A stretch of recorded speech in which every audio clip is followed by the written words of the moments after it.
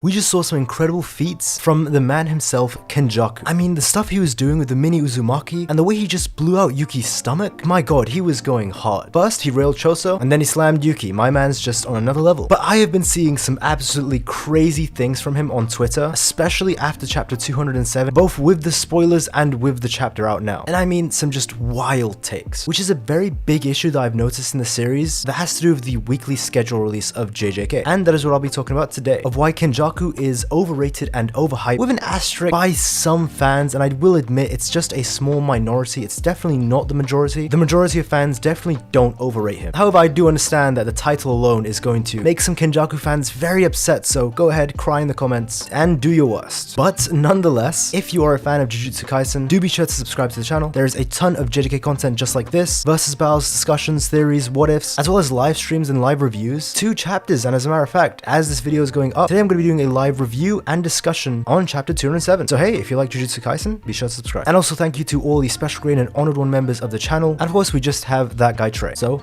thank you man. Alright, now to break down why I'm even making this video, I guess I should start with this. What does Maki, Zenin, Yuta Okotsu, and Kenjaku all have in common? And it's something very specific. It's the fact that as the weekly chapters have come out, there have been a lot of in-the-moment power scalers, which is actually a term called recency bias. So what this means is that when new things happen, or when something's fresh and new or just came out, people tend to have a large bias towards it because, you know, that's where all the hype is, and also because it's going on right now, you know, it tends to create a recency bias. Look back to Yuta when Sendai was going on. My man was getting mad hype and was getting mad overrated while that was going on week to week, to the point that I actually had to make a video on why Yuta's overrated and overhyped. That was actually the first time I made a video like that. It was on Yuta during the time, which he definitely was. But as time has gone on and after a few months have passed, that's definitely mellowed down a lot. And now that all the hype and recency bias has died down, the takes that you see about Yuta nowadays are very tame. Though of course there are still some mega Yuta fanboys that I still get, no matter how fair I am to him, and sometimes I even give him extra credit and I still get flagged from the fanboys. But compared to how it was before, when the Sendai colony was going on week to week, it is not even comparable. So that's what I mean. And people are actually scaling him correctly, or they're not thinking in the moment or because of the hype of what's going on in Sendai, because they've had time to digest everything that's happened and to actually think about it normal. And again, this is what's happened with Maki. Maki was getting mad hype after she had done her second awakening and after all this crazy stuff was going on, especially with her being invisible in the domain expansion. People were overscaling her to the roof. And again, I'm not saying she's weak, it goes for Yuta as well. I just want to clarify, I think they are both insanely powerful, like easily top 10 fighters in the series, but the recency bias made them just be scaled out of the roof, and I mean just way stronger than they actually were, because again, it was going on week to week. This is what I was trying to say in the beginning, how all 3 of these characters have experienced the same phenomenon, because I'm not even kidding, Blaziken had actually made a poll about who would win, Maki or Toji. I think there was like 1,000, 2,000 votes, there were so many votes, and there's a crazy stat, like over 80% for Maki to beat Ryui Shigori, which was just crazy, which really goes to show you just how incredible and just how strong this effect is, this phenomena is. When these things happen week to week, people just have a lot of hype, they have a lot of love for what's going on. And I won't hop on it too much because I've explained it so much already, but I just hope the point is clear, that people tend to go overboard because it's going on week to week and you're seeing all these crazy feats and you're seeing that, hey, the characters are actually stronger than you probably thought. So it happened to Yuta, it happened to Maki, and it's currently what's going on with Kenjaku. And to some extent Yuki as well, but this is not a video on Yuki. As a matter of fact, Yuki is getting mad hate and mad slack because she got done dirty by Tengen and all that crazy stuff. So if anything, she's actually underrated. Not too much though. I actually think she's scaled fine. The people who are saying she's weak because Tengen screwed up, I think they got their senses knocked into them by other people. But hey, the video is about Kenjaku, not Yuki, Yuta, or Maki, so let's actually get into that. Kenjaku is strong. Very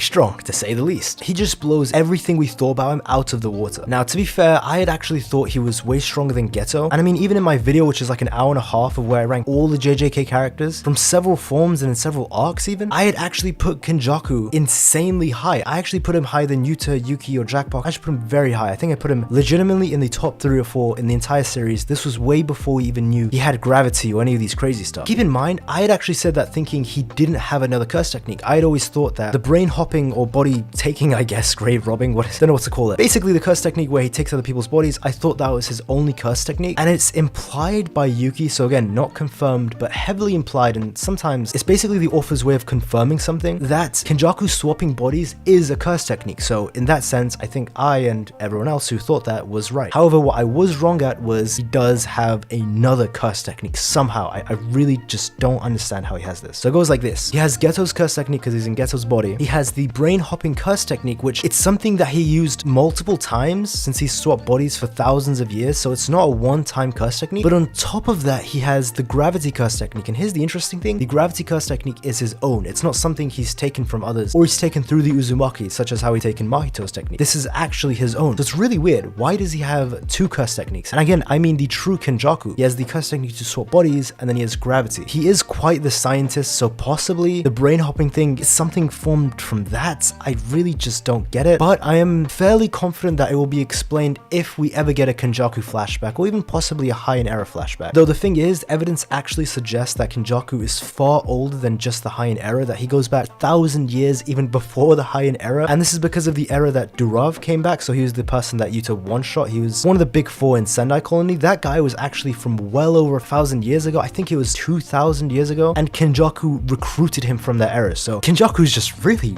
fucking old. I think people don't actually realize that he's actually far older than 1,000 years even. He's at least 2,000. That's the key thing, at least. Okay, now I'm getting way off topic. To go back to Kenjaku, so he himself has two curse techniques, the body swapping and of course the gravity. Then he has the third curse technique. Now this is Geto's curse spirit manipulation. Again, there is no timer on this because he's in Geto's body. And funny enough, we actually learned through Kenjaku that you can actually amplify the curses that you make with your own cursed energy to make them even stronger, to the point that even minor curses can be stronger than grade 1 level attacks. I can even block the piercing blood from Choso. That's just crazy, I'm not even gonna lie. So he's far more adept at it than Geto, because we never even saw this from Geto. He is a hand-to-hand master, as he was even said to be better than Gojo at hand-to-hand. Keep in mind, that doesn't mean he's stronger than Gojo at hand-to-hand. It just means if both of them didn't have cursed energy, Geto would actually beat Gojo, which is incredible since Gojo's a prodigy at everything. But that makes sense when you consider Kenjaku's been alive for so long, and he's taken so many bodies. And here's the thing, I'm really interested to see how Kenjaku stores all of that information that he has in his brain. I mean, there are so many questions about this guy that really need to be answered, and not in a Heian era flashback, I mean a Kenjaku flashback. There is so much we don't know. And of course, it's theorized, keep in mind, again, from Yuki, but it's probably true because the author's trying to tell us through Yuki's perspective, but I don't want to say it's true for Sun because, hey, it's just a guess from Yuki. He probably has other curse techniques, potentially one or two more. However, the issue is these curse techniques are one-time uses. So whatever they are probably something he'd use in dire situations, even more dire than the situation he's in right now. And I mean if he's up against someone like Sukuna or Gojo, because even when he's getting his ass beat by Choso and Yuki, he didn't pull these out, so I guess he really wants to save whatever these are. So again, that's pretty much how strong and all the abilities of Kenjaku. And of course, he has his domain expansion that has no barrier, just like Sukuna during Shibuya. So again, quite a monster, quite impressive. Now to break down the point of this title and video, him being overhyped and overrated. Again, as I stated in the intro, I really hope you didn't skip the intro. The reason I'm saying this is because of a minority of fans that I'm seeing on Twitter, but the issue is it's growing slowly and slowly. This was a thing at chapter 205, and more so during 206, and a lot right now during 207. It's that there are more and more fans slowly building up who are saying he's really strong, and it has been a gradual narrative that I'm seeing being built by more and more people, and the takes that are getting crazy and crazy. Again, this is just the minority so far. I just want to say so far.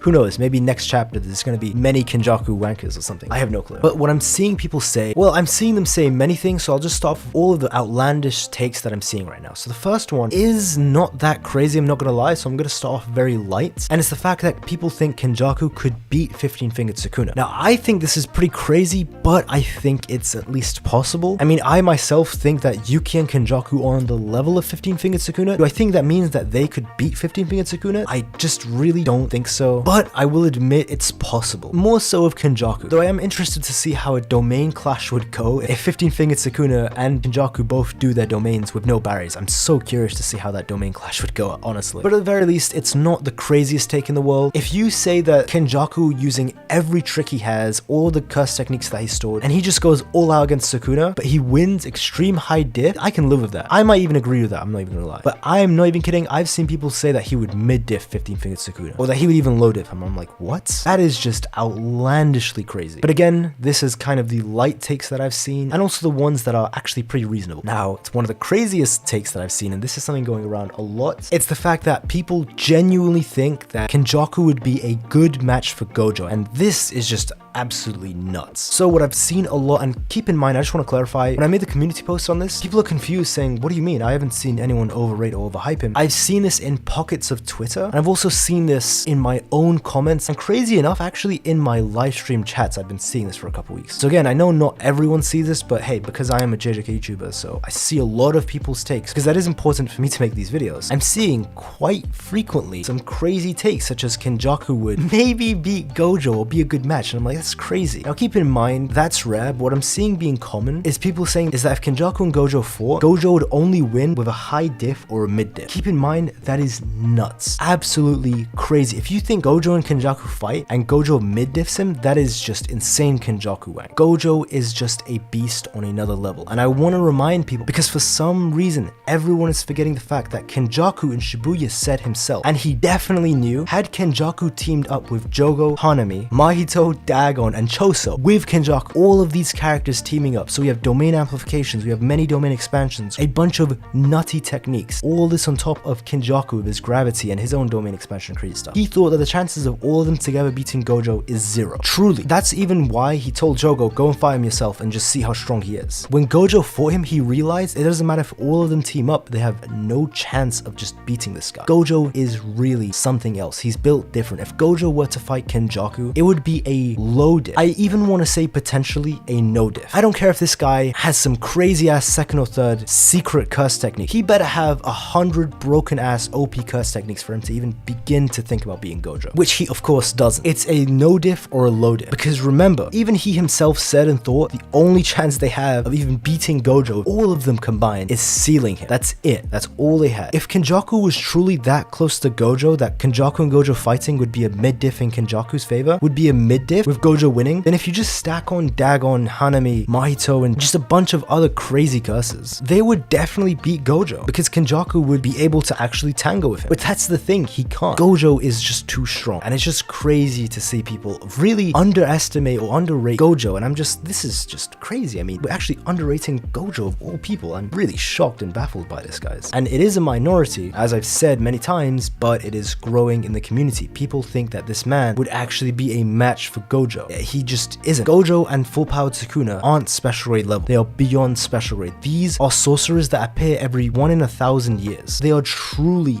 something else. And considering the fact that a previous user of the 6 Eyes and Limitless lost to Mahoroga, there is actually evidence to suggest Gojo is the strongest 6 Eyes user in all of history. Gojo is just him, Sukuna is just him. Characters like Kenjaku, Yuta, Yuki, they all scale extremely relatively and they're all relevant to each other, but that's it. I promise you, if you put Yuki, Yuta, and Kenjaku in a 3v1 against full-powered Sukuna or Gojo, they would get stomped. These guys are just built different. Gojo and Sukuna are not special grade level, they are god tier. I'm not even kidding. Calling them special grade is actually disrespect, because again, special grade sorcerers in every era, so let's say every 20-30 years, there's always a handful, let's say like 3, 4, 5 special grade level sorcerers, but people like full-powered Sukuna and Gojo level, these are characters, again, they just appear once in every couple hundred or even 1,000 years. I mean, hell, even Sukuna in the high-end era, the strongest era in all of Jujutsu Kaisen and sorcerer history, was the strongest guy. They couldn't beat him. I mean, just imagine how many special grade level fighters there probably were during the high-end era, and nobody could even touch Sukuna. He was considered a calamity. That's just crazy, man. And considering how brutal the high-end era level was, the curses there were probably just even crazier, such as the nine-tailed fox that existed back then, or the Yamato no Orochi. But that is getting even more headcanony, so let's not get there. But again, that's my take on Kenjaku. This man is insanely powerful. I actually, like most people, I have him being the 3rd strongest in the series, so just below Gojo and Sukuna, but again, that's just where he is. He scales far more to Yuki, Yuta, and Jackpot Hikari, not normal Hikari while in Jackpot, so that form of his. He scales to these characters far closer than he scales to characters like Gojo. So yes, no disrespect to Kenjaku, my man's really strong, I have him rated extremely high. I mean, hey, I even think Kenjaku would mid to high diff Yuki and Yuta, one-on-one of course, so I definitely don't underrate him, but this video was to just address the crazy takes that I'm seeing pop up more and more in the community. Though I imagine a lot of people see the title, see the thumbnail, and they probably watch like a minute and they type their many paragraphs of, oh, you think Kenjaku's underrated, blah blah blah. I'm not even kidding, man. I'm not even kidding. I always get those comments from people who didn't even watch like a minute or 2 of the video. Hey, but fuck them, it is what it is. If you're actually watching this far, then I care about you a bit, because hey, thank you for watching this far. It's much appreciated. And that actually seems like a great segue to end this video. If you did enjoy the video, and you are also a massive Kenjaku hater, oh, he hates Kenjaku, he titled the video Overrated and Overhyped. Alright, I'm trolling now. Now I'm trolling too much, sorry. If you enjoyed the video, be sure to leave a like, it's much appreciated, and of course subscribe for more Jujutsu Kaisen content just like this. Because there's a ton on the channel, there's a ton more coming, and also watch out for that live stream coming out around the time this video is uploaded today. It's about chapter 207, just a discussion on that, so come through. And of course, thank you to all the members, the special grade members, Trey by the way, Supreme Grade 1, I hope Space is edible, Grade 1, Trigger, Corey G, and Camden Moore. Thank you to all the people who are members. You guys are absolute chads, you guys help out a lot, and it is always nice seeing those emotes be used. Much love, guys. But yes, that is the video on Kenjaku. Not much else to say, but yeah, take care, I guess. Have a nice one. Bye bye.